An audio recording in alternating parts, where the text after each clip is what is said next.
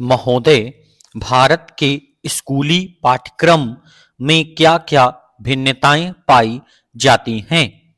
एक ओर राष्ट्रीय शैक्षिक अनुसंधान एवं प्रशिक्षण परिषद का आदर्श पाठ्यक्रम है और दूसरी ओर हर राज्य सरकार द्वारा निर्मित अपने-अपने पाठ्यक्रम भी हैं। कहीं अंग्रेजी माध्यम में सारे विषय पढ़ाए जाते हैं, कहीं कुछ विषय अंग्रेजी माध्यम से और कुछ विषय हिंदी माध्यम से, कहीं सभी विषय राज्यों की प्रांतीय भाषाओं के माध्यम से, कहीं त्रिभाषा सूत्र के नाम पर हिंदी, अंग्रेजी और संस्कृत, कहीं हिंदी, अंग्रेजी और प्रांतीय भाषाएं, कहीं दो ही भाषाएं, प्रांतीय भाषा और अंग्रेजी। केरल के शिक्षा मंत्री ने इस भिन्न स्तरीयता को देश की भावनात्मक एकता के लिए बाधक बताया और कहा कि हर राज्य में राष्ट्रीय शिक्षा नीति का सही अनुपालन सुनिश्चित कराने के लिए यदि आवश्यक हो तो विधायन भी किया जाए। आपने कहा कि हर विषय में राष्ट्रीय शैक्षिक अनुसंधान और प्रशिक्षण परिषद द्वारा निर्मित पाठ्यक्रम हर राज्य में लागू किया जाना चाहिए। केरल सरकार इस दिशा में कुछ ठोस कार्यक्रम बना रही है और शीघ्र ही उसका कार्यान्वयन आरंभ होगा। आपने कहा कि केरल में त्रिभाषा सूत्र के अंतर्गत प्रांतीय भाषा मलयालम, हिंदी और अंग्रेजी पढ़ाई जाती है। संस्कृत और अरबी भी पढ़ाने की व्यवस्था की गई है। आपने आग्रह किया कि उत्तर राज्यों में भी त्रिभाषा सूत्र का सही कार्यान्वयन हो। उन्होंने त्रिभाषा सूत्र के अंतर्गत 7वीं कक्षा में हिंदी पढ़ाने के लिए एक हिंदी उप पाठ्य पुस्तक तैयार करने के लिए राष्ट्रीय शैक्षिक अनुसंधान और प्रशिक्षण परिषद और केरल हिंदी प्रचार सभा के तत्वावधान में सभा के तिरुवनंतपुरम परिसर में 18 जून से 23 जून 2001 तक आयोजित राष्ट्रीय कार्यशाला के समापन समारोह की अध्यक्षता कर रहे थे। अध्यक्षीय भाषण में तिरुवनंतपुरम जिलाधीश ने सुझाया कि हिंदीतर राज्यों के छात्रों के मन में हिंदी के प्रति अपनत्व की भावना उत्पन्न करने के लिए उपयोगी सामग्रियां प्रारंभिक कक्षाओं को प्रांतीय भाषा की पाठ्यक्रम पुस्तकों में ही दें ताकि हिंदी अध्ययन के लिए वे अनुकूल मानसिकता बना पाएं। आपने सुझाया कि हिंदी शिक्षण के लिए विशेष उपागम अपनाएं। कार्यशाला की उपलब्धियां प्रस्तुत करते हुए एनसीईआरटी के हिंदी प्रकोष्ठ के प्रभारी एवं रीडर ने कहा कि हिंदी प्रचार में उत्तर पूर्व क्षेत्र और उत्तर पश्चिमी क्षेत्र की अपेक्षा केरल आगे है। केंद्रीय हिंदी संस्थान आगरा के पूर्व निदेशक एवं प्रोफेसर ने इस बात पर चिंता व्यक्त की कि राजनीतिक दलबंदी के घेरे में पड़कर हिंदी की स्थिति कहीं-कहीं चक्रव्यूह ग्रस्त अभिमन्यु की सी हो रही है।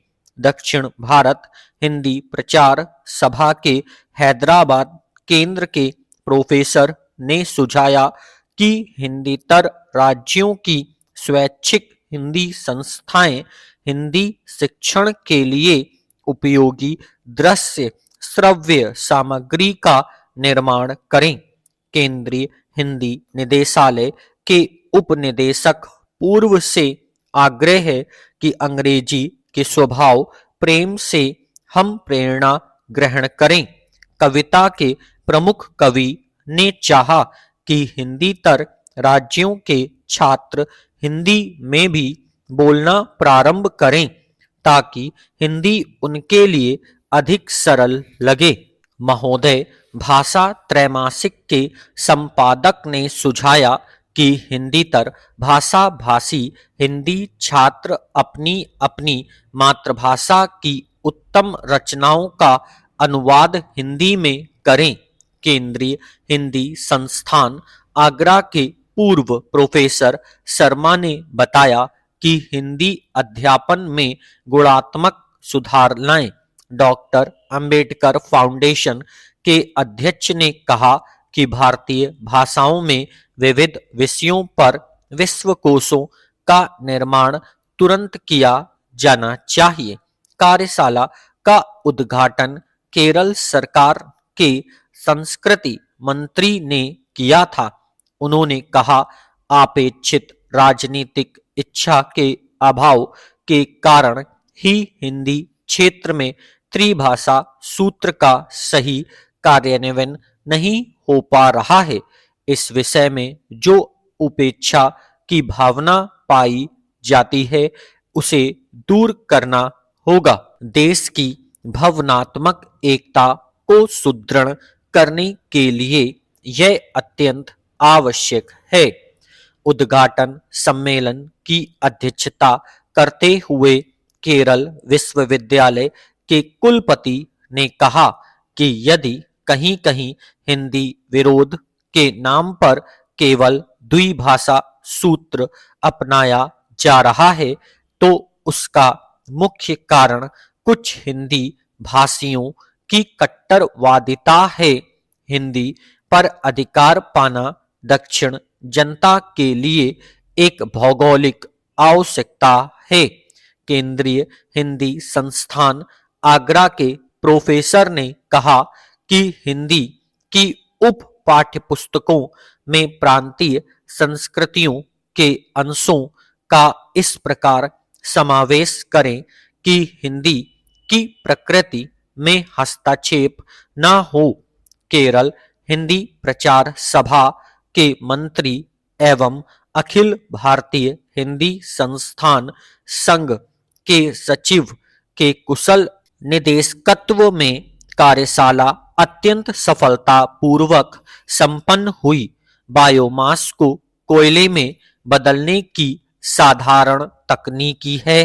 पायरोलाइजर योजनाकारों ने इस दशक में शुरू में यह भविष्यवाणी की थी कि देश में खाने के लिए पर्याप्त अनाज तो होगा, परंतु आने वाले समय में शायद उस अनाज को पकाने के लिए ईंधन ना होगा। जिस प्रकार गांवों में ईंधन की कमी होती जा रही है, उससे तो यह भविष्यवाणी सार्थक होती दिखाई दे रही है।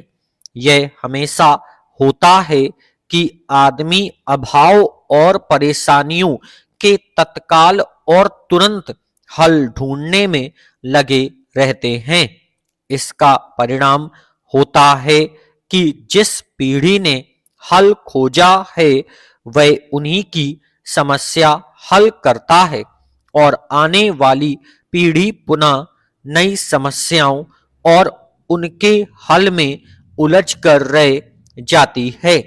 ईंधन की कमी का भी यही हाल है।